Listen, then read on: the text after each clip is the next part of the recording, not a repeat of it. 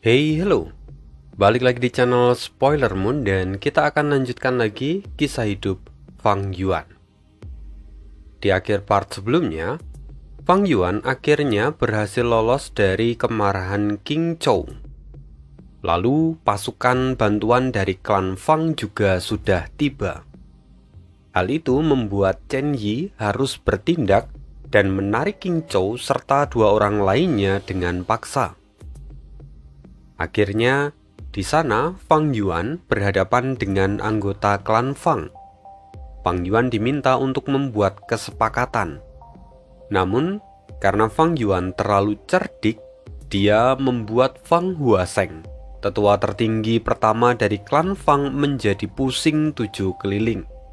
Akhirnya, Fang Huaseng meminta Fang Dichang untuk turun tangan mengurus Fang Yuan. Nah, mari kita cari tahu lagi kelanjutan kisah hidup Fang Yuan di part 299. Satu part lagi menjadi part 300. Ya, semoga nanti kedepannya spoiler ini menjadi semakin lancar. Tidak lama setelah itu, Fang Dichang akhirnya tiba di Gurun Hantu Hijau. Di sana, dia langsung menemui Fang Yuan. Walaupun samar, Fang Yuan bisa merasakan kalau pemahaman Fang Dichang ini sudah mencapai tingkat Grandmaster Agung dari jalur kebijaksanaan. Fang Yuan sadar bahwa sepertinya ini akan menjadi perbincangan yang tidak mudah. Sebelum mendengar perbincangan mereka, kita akan pahami dulu bahwa klan Fang sudah memiliki sejarah panjang sebagai kekuatan super di Gurun Barat. Mereka terkenal dengan bisnis rumah gu dan warisan unik dari jalur kebijaksanaan. Klan Fang tidak hanya meneliti rumah gu yang sudah ada, tetapi mereka juga merancang desain baru dan menciptakan gerakan pembunuh abadi yang baru.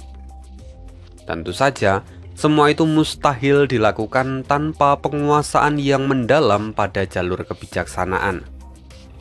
Warisan mereka begitu luar biasa hingga Fang Yuan yang telah memperoleh warisan jiwa spektral pun merasa bahwa dia masih harus banyak belajar dari klan Fang.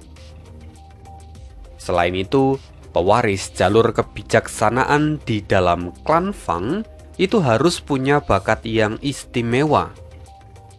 Di generasi ini, Fang Dichang adalah sosok yang luar biasa.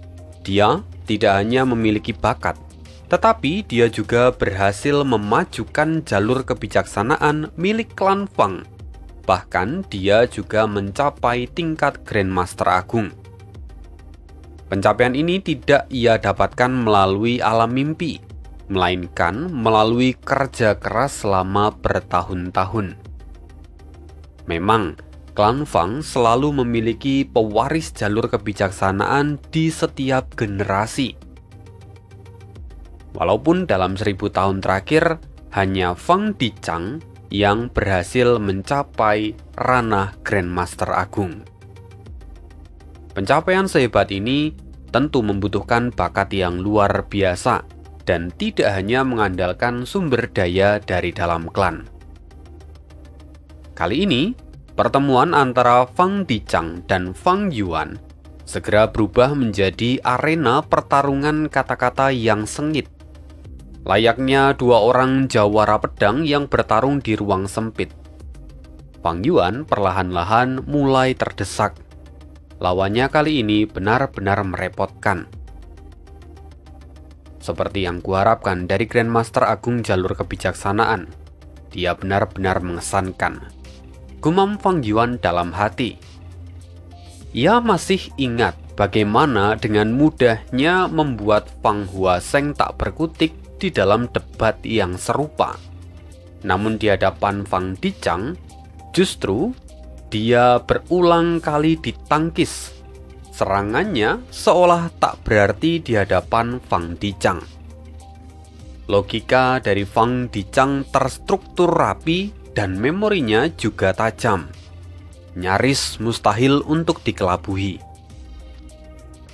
Bagi mereka berdua, percakapan ini ibaratkan permainan catur tingkat tinggi, di mana setiap langkah harus dipikirkan dan mereka juga harus mempersiapkan 3 langkah ke depan. Walaupun yang sesungguhnya sebagai seorang immortal jalur kebijaksanaan di tingkat Grandmaster, mereka harus mampu meramalkan ratusan, bahkan ribuan langkah ke depan. Percakapan mereka bahkan tidak hanya sekedar keuntungan pribadi, tetapi juga merambah ke analisis menyeluruh tentang istana kacang ilahi, kondisi terkini dari klan Fang, hingga tren politik di Gurun Barat.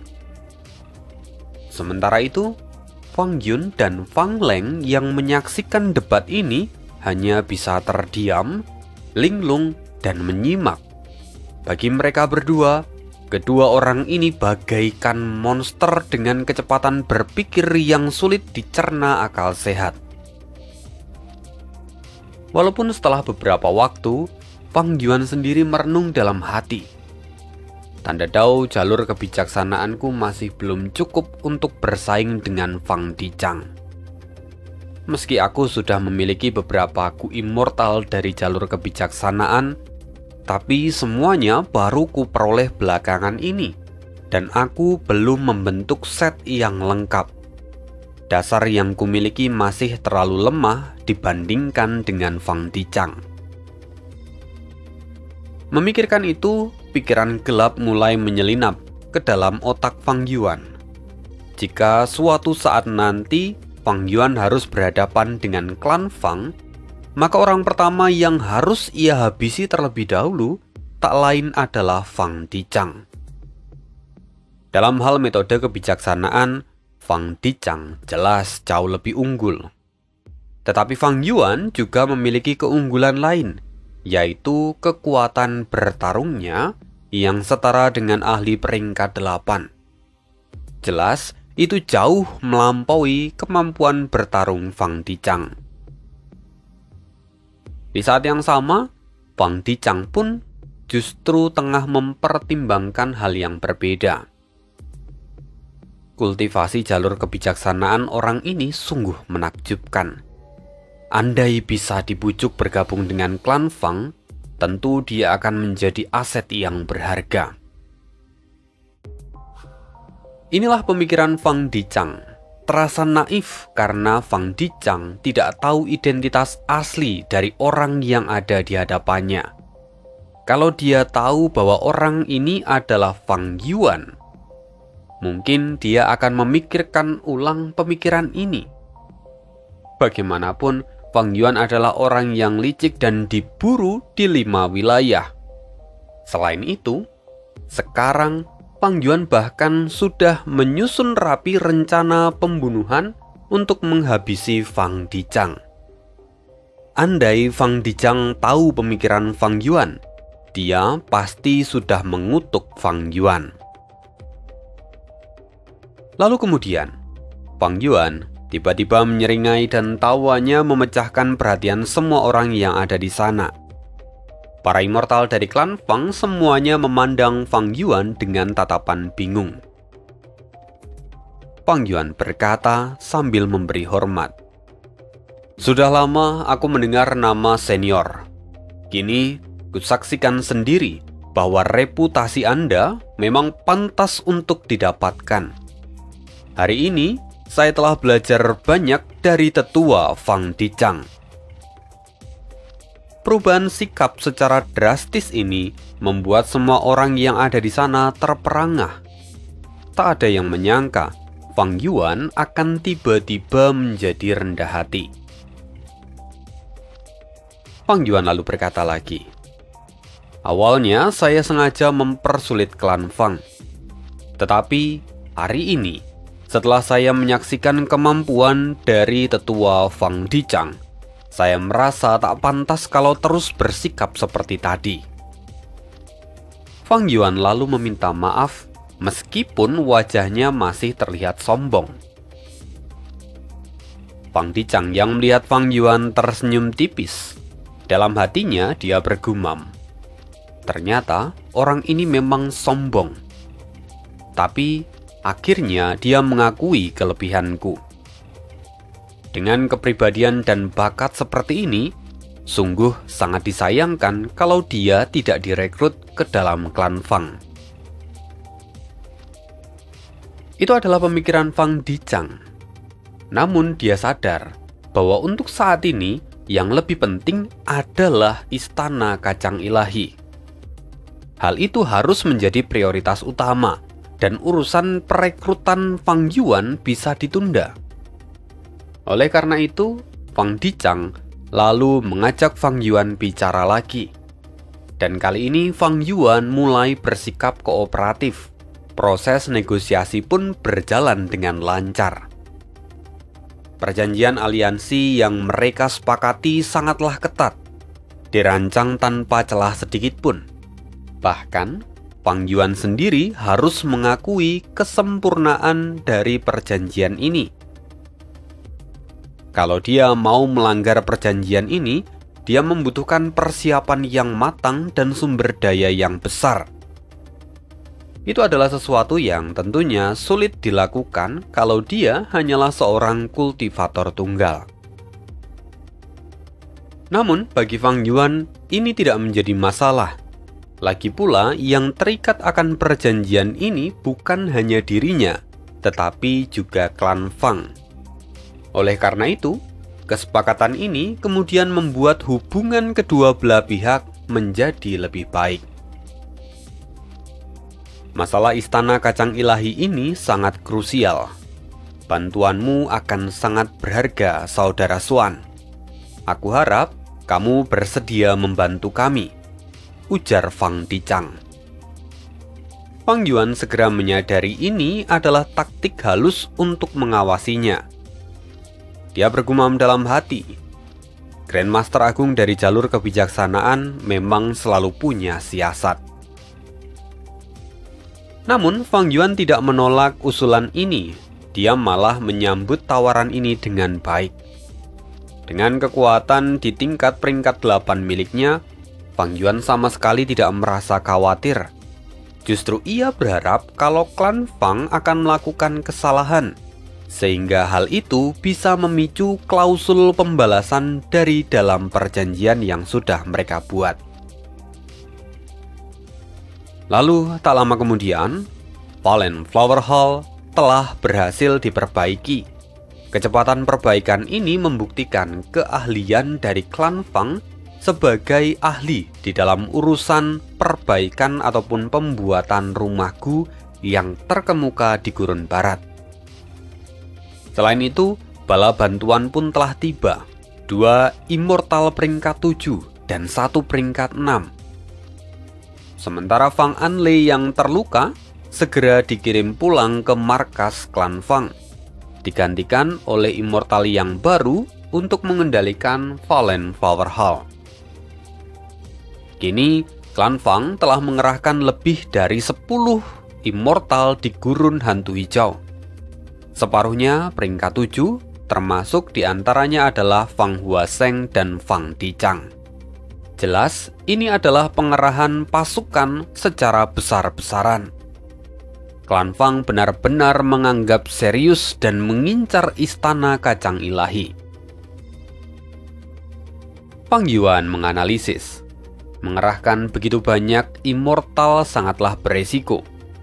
Jika mereka diserang oleh pihak lain saat kekuatan utama sedang ada di sini, maka klan Fang bisa jatuh dalam bahaya besar.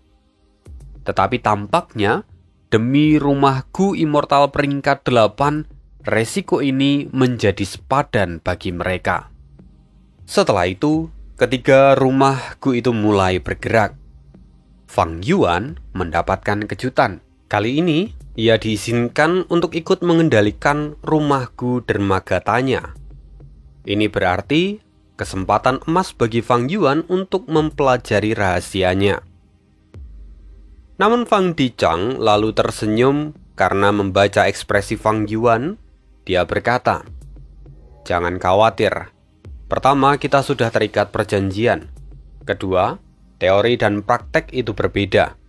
Dan ketiga, desain dari rumahku ini kami terus kembangkan dan diperbarui secara berkala. Mendengar itu, Fang Yuan mengangguk dan berkata, "Hari ini, aku benar-benar melihat gaya dari klan Fang." Fang Dicang tersenyum. Lalu dia bertanya, "Saudara Xuan, kamu sendiri, bagaimana caramu berkultivasi?" Pertanyaan ini tidak membuat Fang Yuan panik. Ia sudah menyiapkan jawaban yang tak terbantahkan, dan Fang Yuan mulai bercerita. Setelah beberapa jam, Fang Dicang lalu berseru, "Kita sudah sampai." Mereka kini berhenti di tengah gurun hantu hijau, sebuah lokasi yang bahkan tampak biasa saja. Fang Dicang lalu berkata, "Istana Kacang Ilahi tersembunyi dengan sempurna di tempat ini. Semuanya, siapkan formasi." Lalu ketiga rumahku itu membentuk gerakan pembunuh abadi, labirin bunga persik. Seketika, wilayah seluas ribuan li berubah menjadi hutan persik raksasa. Pohon-pohon tinggi tanpa daun dan bunga membentuk labirin mengerikan yang bahkan mampu menjebak para immortal peringkat 8. Melihat itu, Fang Yuan tak bisa menyembunyikan kekagumannya. Sementara itu, jauh di bawah tanah, Chen Yi yang sudah masuk ke dalam istana Kacang Ilahi tiba-tiba merasakan aura yang kuat. Jantungnya berdegup kencang saat dia bergumam, "Mereka sudah sampai." Sekilas, kita kembali mengenal bahwa Chen Yi itu berasal dari sekte teratai surgawi di benua tengah, yang mana sekte ini didirikan oleh Genesis Lotus dan pernah menjadi sekte nomor 1 di benua tengah. Namun, kini posisi dari sekte teratai surgawi merosot menjadi sekte tingkat menengah di antara 10 sekte kuno. Waktu memang terus berputar, dan organisasi ataupun individu tak ada yang abadi. Tidak ada kekuatan yang akan tetap kuat selamanya, dan tidak ada yang akan lemah untuk selamanya. Sekarang, sebagai tetua tertinggi dari sekte teratai surgawi, Chen Yi mewarisi kemampuan sejati dari Genesis Lotus, yang mana itu memberinya kekuatan untuk mengganggu serta menggunakan istana Kacang Ilahi. Ini juga merupakan pengaturan dari Peri Ziwei, yang mana dia memperhitungkan segalanya dengan sangat matang. Peri Ziwei sengaja tak mengirim orang lain, karena menurutnya Chen Yi sendiri memiliki kemampuan untuk mengambil alih istana Kacang Ilahi dan bahkan menghabisi binatang legendaris King Chou. Tebakan Peri Ziwei memang tidak salah. Dan setelah Chen Yi sebelumnya menarik paksa King Chou dan yang lain untuk kembali, Chen Yi adalah penguasa dari istana Kacang Ilahi ini. Tetapi Chen Yi tidak langsung membunuh King Chou. Kenapa begitu? Karena Chen Yi berpikir pengaruh dari jiwa spektral telah merubah King Chou dan istana Kacang Ilahi, di mana keduanya memiliki hubungan yang dekat dengan pohon karma. Kalau Chen Yi bisa menangkap King Chou hidup-hidup, maka dia bisa meneliti King Chou untuk memperdalam pemahamannya tentang pohon karma. Bahkan mungkin di masa depan, Chen Yi bisa melacak sisa anggota dari sekte bayangan. Memikirkan kesempatan ini, hati Chen Yi pun bergetar. Dia kini menguasai istana Kacang Ilahi dan menggunakan istana Kacang Ilahi untuk menekan King Chou. Selain itu, ada alasan lain kenapa Chen Yi tidak langsung membunuh King Chou. Bagaimanapun, sebelum Chen Yi berangkat, dia itu diberi tugas oleh Peri Ziwei dan dijanjikan hadiah untuk bergabung dengan pengadilan surgawi. Kalau dia menyelesaikan tugasnya dengan baik, maka Chen Yi akan menjadi bagian dari pengadilan surgawi. Tetapi yang perlu diingat, dia harus memulai semuanya dari dasar. Padahal sekarang dia adalah tetua tertinggi dari sekte teratai surgawi. Perubahan posisi ini tentu membuat Chen Yi merasa tidak nyaman. Dia tidak mau memulai segalanya dari dasar. Oleh karena itu, Chen Yi berpikir untuk mengendalikan King Chou agar dia bisa memburu sekte bayangan. Dengan begitu, maka kontribusinya akan diakui dan statusnya di pengadilan surgawi juga akan langsung melonjak. Itulah rencana yang dipikirkan oleh Chen Yi. Sayangnya, saat Chen Yi masih dalam proses untuk menangkap King Chou dan mengendalikannya, rombongan dari klan Fang tiba. Mereka juga langsung mengaktifkan gerakan pembunuh labirin bunga persik. Hal ini membuat Chen Yi gugup, tetapi dia tetap mencoba menenangkan dirinya. Lalu dengan suara dingin, Chen Yi memerintah Bai Jun dan selir elang untuk mempertahankan tempat itu, apapun yang terjadi. Segera, pintu istana kacang ilahi terbuka, lalu segerombolan makhluk jiwa berhamburan keluar.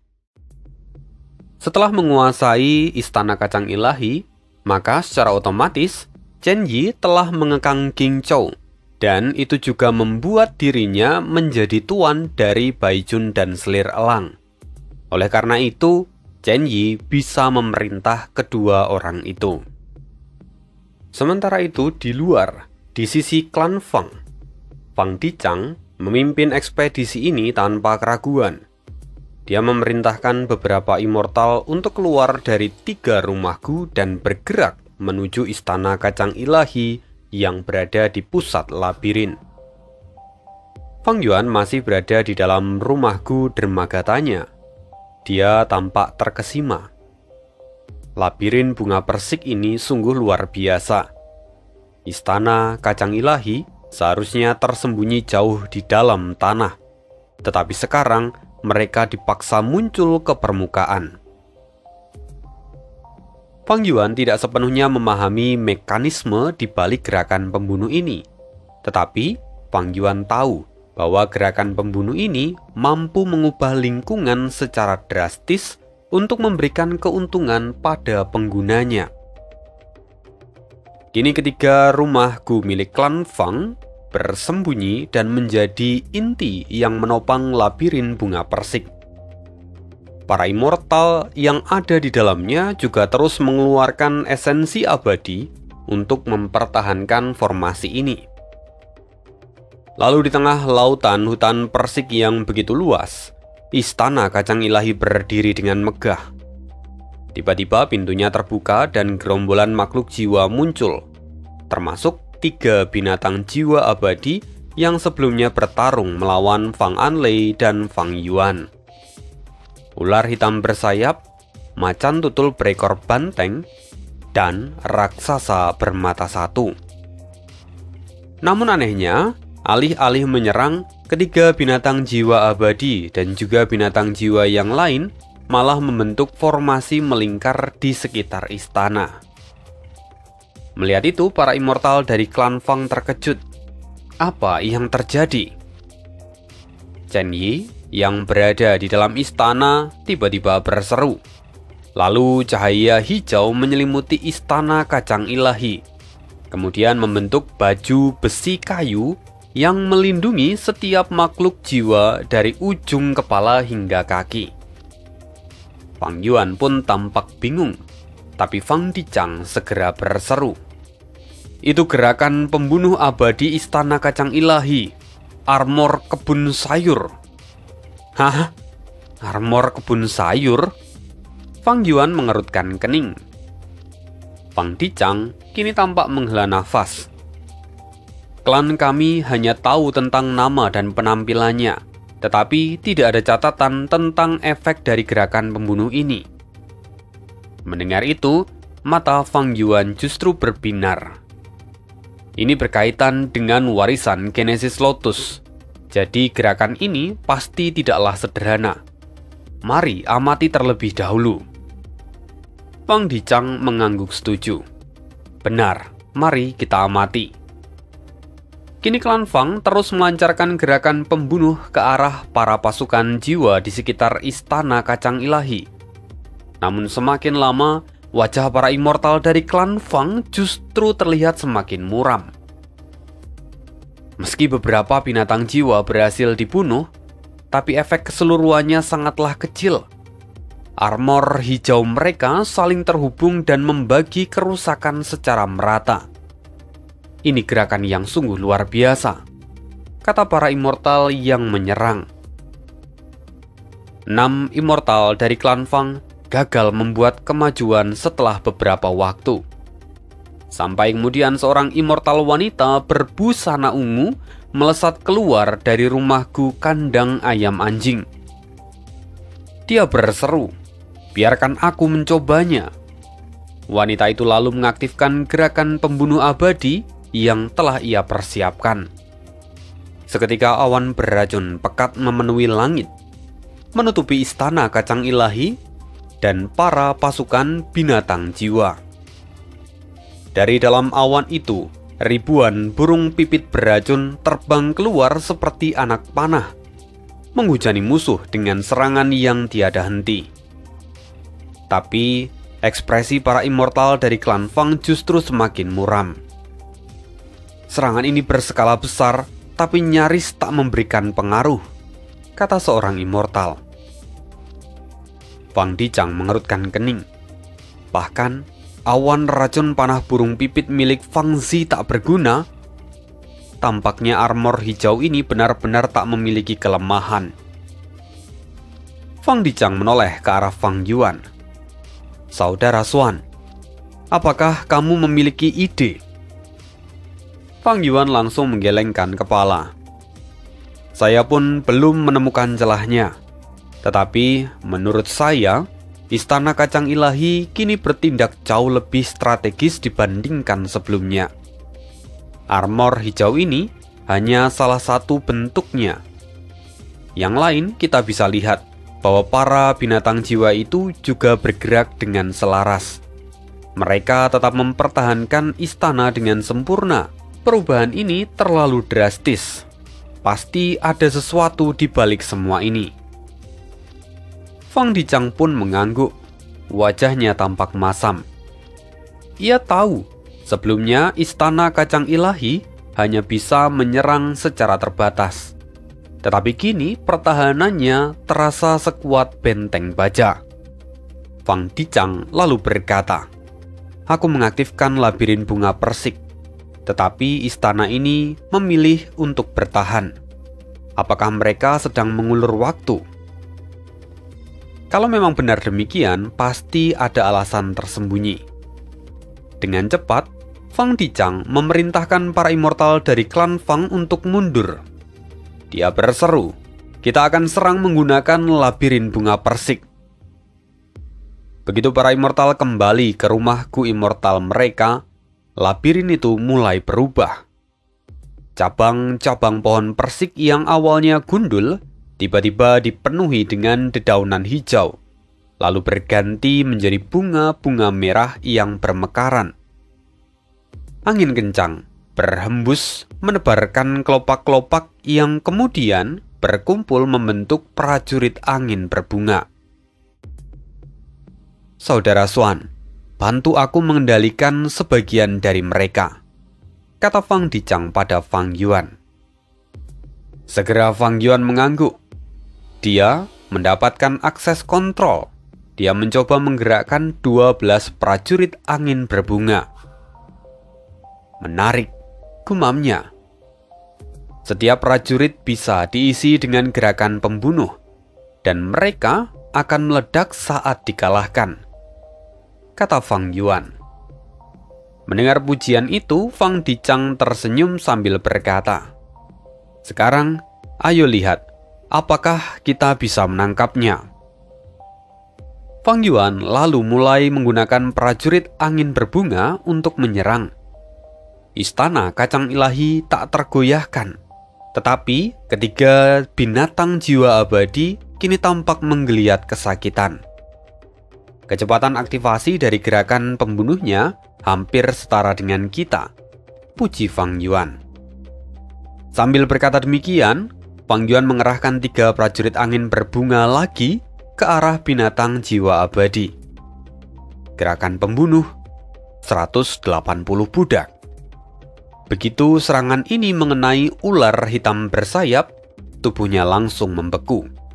3 prajurit angin berbunga lainnya menghujam dan meledak, menghancurkan makhluk itu hingga nyaris tak berbentuk. Tapi istana kacang ilahi segera memancarkan cahaya hijau dan menyembuhkan luka dari para binatang jiwa dalam sekejap. Chen Yi yang ada di dalam istana mendengus kesal. Dia berkata, "Bajingan ini menemukan kelemahan dari armor kebun sayurku." Sementara itu di sisi lain, Fang Dichang terkesan. "Saudara Xuan, kamu memang luar biasa. Teruskan serangan ini. Klan Fang pasti akan memberimu kompensasi yang layak." Mendengar itu Fang Yuan tersenyum tipis. "Tidak, saya hanya beruntung. Ini sudah yang kedua. Saya hampir mencapai batas. Untuk melanjutkannya, harganya akan sangat mahal. Kecuali kalau klan Fang benar-benar mau memberikan kompensasi pada saya." Mendengar itu Fang Dichang hampir tak bisa menyembunyikan kemarahannya. Dalam hati dia mengutuk, "Bajingan ini berani memeras kami." Tapi saat ini klan Fang memang tak punya ahli jalur perbudakan yang mumpuni. Pada akhirnya, meskipun Fang Dichang geram, tetapi dia tak punya pilihan lain. Istana Kacang Ilahi adalah target yang telah mereka kejar selama beberapa generasi. Karena itu, kegagalan bukanlah opsi. Dengan metode perbudakan Fang Yuan, itu menjadi satu-satunya cara untuk memecahkan kebuntuan ini. Pada akhirnya Fang Yuan berkata, "Saudara Xuan, sebutkan saja kompensasi yang kamu mau. Selama kompensasi itu masuk akal, kami pasti akan memenuhinya." Mendengar itu Fang Yuan tertawa. Matanya tampak licik. "Saya bukanlah orang yang serakah. Cukup beri saya 1 Ku Immortal peringkat 7 sebagai gantinya." "Apa? Ku Immortal peringkat 7? Hati Fang Dichang berdebar, tetapi dia tetap berusaha tenang. Fang Dichang lalu berkata, "Mengingat kontribusi saudara Xuan yang mungkin akan menaklukkan binatang jiwa abadi, ini adalah permintaan yang wajar. Bahkan, nanti kalau kami berhasil merebut Istana Kacang Ilahi, kami pasti akan memberi saudara Xuan Ku Immortal peringkat 7 sebagai tambahan." Jelas tawaran ini sangat menggoda, tapi Fang Yuan tidak mau menunjukkan keserakahannya lagi. Dia berpura-pura ragu. Katanya, "Tapi untuk saat ini saya membutuhkan Ku itu sekarang. Tanpa itu, saya tidak memiliki rasa percaya diri untuk menaklukkan binatang jiwa yang tersisa." "Apa saudara Xuan tidak percaya pada klan Fang?" teriak salah satu immortal klan Fang yang melihat ke arah Fang Yuan. Ia tak mampu menahan amarahnya. Tapi Fang Yuan kemudian mengatupkan tinjunya dan berkata, "Ini adalah pertukaran yang setara, karena harga yang harus saya keluarkan itu sangat besar. Bahkan, pondasi saya pun bisa rusak. Karena itu saya akan bertindak setelah mendapatkan Ku Immortal itu." Mendengar ini Fang Dichang menghela nafas panjang. Mau tidak mau dia berkata, "Baiklah, aku akan berkomunikasi dengan markas. Aku akan meminta mereka untuk mengirimkan Ku Immortal peringkat 7. Lalu dari lengan bajunya, Fang Dichang melemparkan seekor Ku Immortal peringkat 7, di mana Ku Immortal itu berasal dari jalur informasi. Jujur, Ku ini saja membuat Fang Yuan terkesima, karena Ku ini bisa membantu Fang Yuan untuk mengumpulkan informasi dan mengungkap rahasia. Ingatan di kehidupan sebelumnya banyak yang rusak oleh karena kehendak surga, dan sumber daya sekte bayangan juga semakin usang. Memiliki Gu informasi peringkat 7 seperti ini tentu akan sangat membantu. Itulah yang Fang Yuan pikirkan, tetapi meminta Gu ini rasa-rasanya terlalu sulit. Pada akhirnya, Fang Yuan membaca isi dari Gu itu, dan dia menemukan ada 6 Gu immortal yang tertulis di dalam daftar. Fang Yuan sendiri tahu bahwa pasti masih banyak Gu immortal peringkat 7 yang disembunyikan. Namun tidak masalah, karena dari ke-6 Gu immortal yang tertulis di sana, ada satu yang membuat Fang Yuan sangat tertarik. Gu pencuri hebat. Ini yang kubutuhkan, kata Fang Yuan. Mendengar itu, Fang Dicang terkejut. Saudara Xuan, kamu memilih Gu jalur pencuri, padahal kamu adalah ahli dari jalur kebijaksanaan. Apa kamu tidak mau merubah pilihanmu? Fang Dicang menduga bahwa Fang Yuan sengaja memilih acak untuk mengulur waktu. Dia berpikir kalau dia menolak permintaan Fang Yuan ini, maka mungkin Fang Yuan akan menyerah. Jadi, Fang Dicang bertanya lagi, apakah saudara Xuan yakin dengan pilihan ini? Fang Yuan langsung mengangguk dengan tegas. Ya, ini pilihanku. Dengan sedikit rasa enggan, Fang Dicang menggunakan gerakan pembunuh untuk memindahkan Gu pencuri hebat dari markas mereka ke lokasi saat ini. Dan setelah itu, menyerahkannya kepada Fang Yuan agar diperbaiki. Luar biasa, batin Fang Yuan dengan penuh semangat. Sebagai seorang Grandmaster Agung jalur pencurian, Fang Yuan tak punya Gu pencuri yang cocok. Tetapi kali ini dia mendapatkan jackpot besar.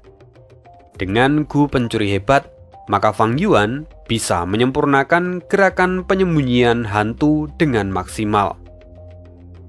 Meski sebelumnya Fang Yuan sudah menggunakan gerakan ini, tetapi dia tidak bisa menggunakannya secara maksimal karena dia terus mengedit Gu yang digunakan.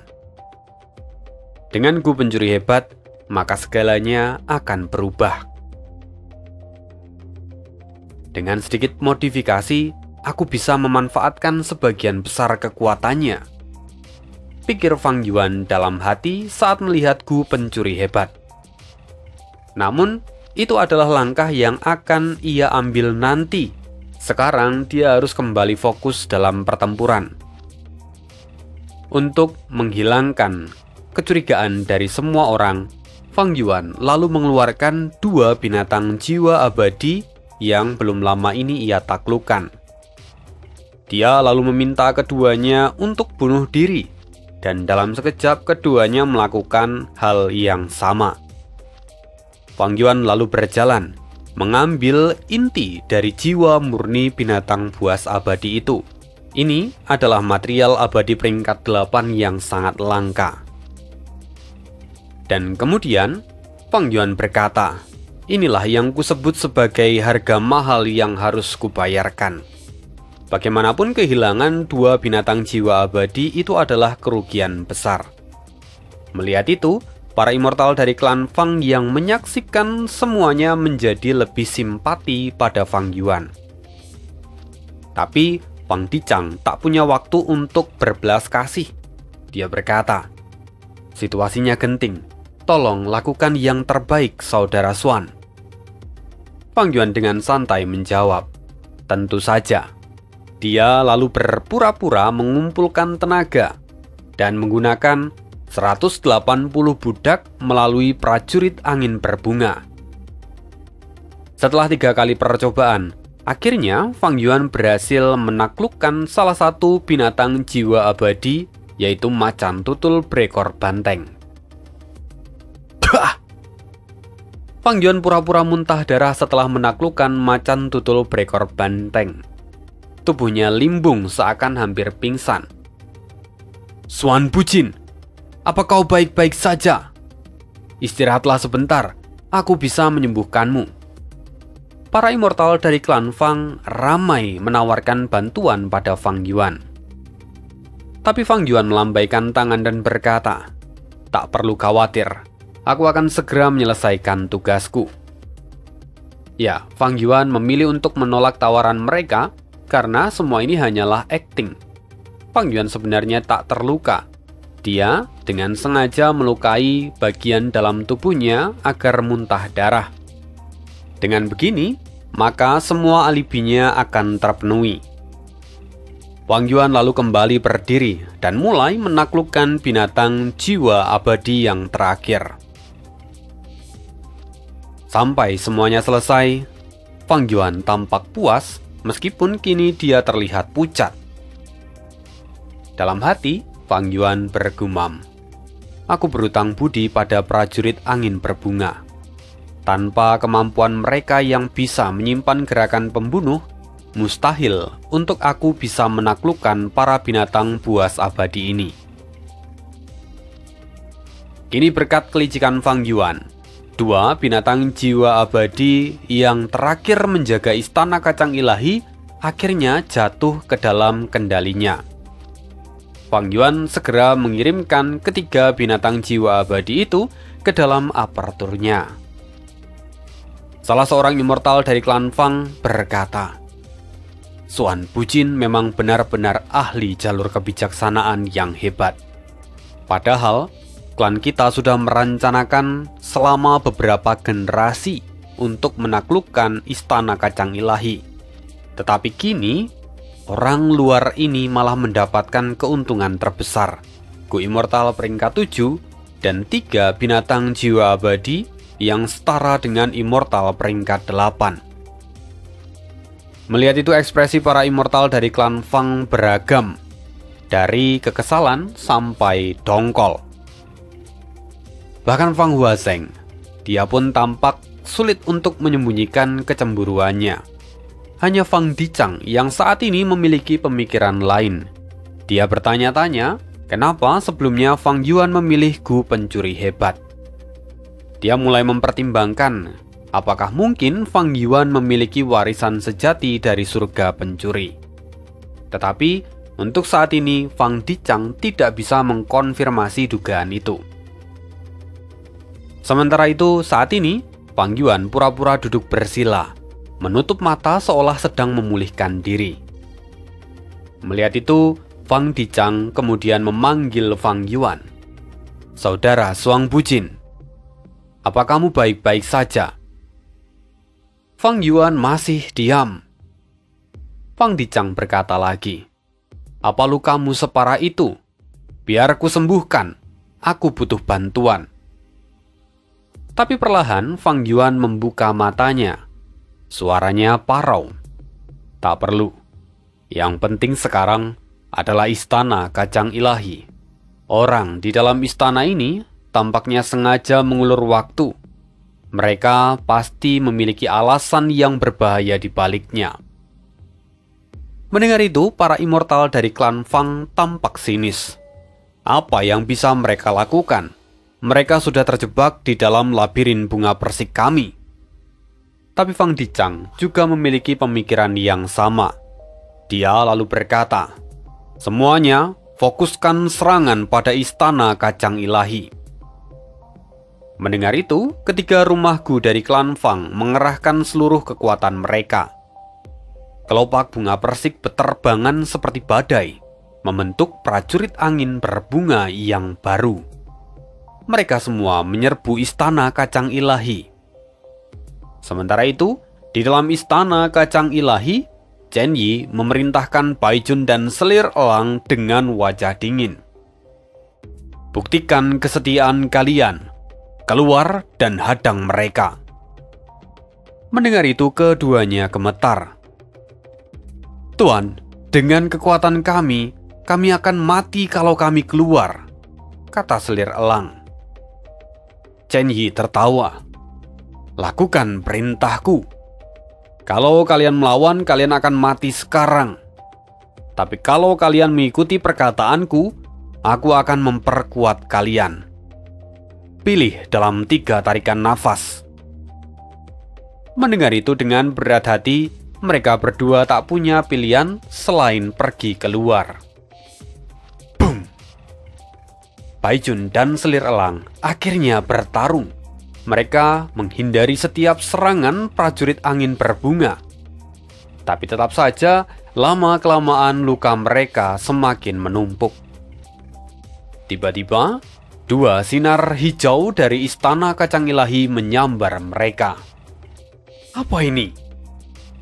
Chen Yi berkata. Suara itu langsung masuk ke dalam kepala kedua orang itu. Ini adalah gerakan pembunuh cangkokan kayu. Semua serangan yang kalian terima akan dialihkan ke istana kacang ilahi. Jadi, jangan ragu untuk bertarung. Mendengar itu keduanya menjadi lega. Tetapi juga terkejut. Mereka tidak pernah menyangka kalau Chen Yi, orang yang baru saja datang, rupa-rupanya bisa menggunakan gerakan pembunuh kedua dari istana kacang ilahi. Namun, apapun alasannya, kini mereka hanya bisa bertarung. Sementara itu, saat ini Fang Dichang segera menyadari perubahan itu. Serangan kita tidak mempan pada mereka. Fang Dichang lalu memberi perintah. Abaikan kedua orang itu dan langsung serang istana kacang ilahi. Kini prajurit angin berbunga mengubah taktik. Mereka meluncurkan gerakan pembunuh ke arah istana kacang ilahi. Karena serangan itu, kini istana kacang ilahi bergetar hebat. Tetapi hanya Gufana yang hancur. Sementara inti dari istana kacang ilahi tetap utuh.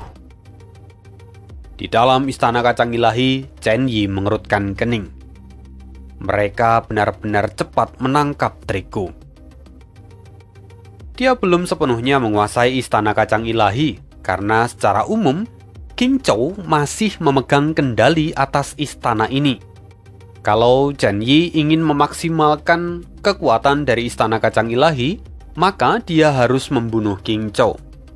Tetapi, kalau Chen Yi membunuh King Zhou, itu berarti dia akan kehilangan sekutu yang potensial. Dan itu akan memperlambat perkembangan karirnya.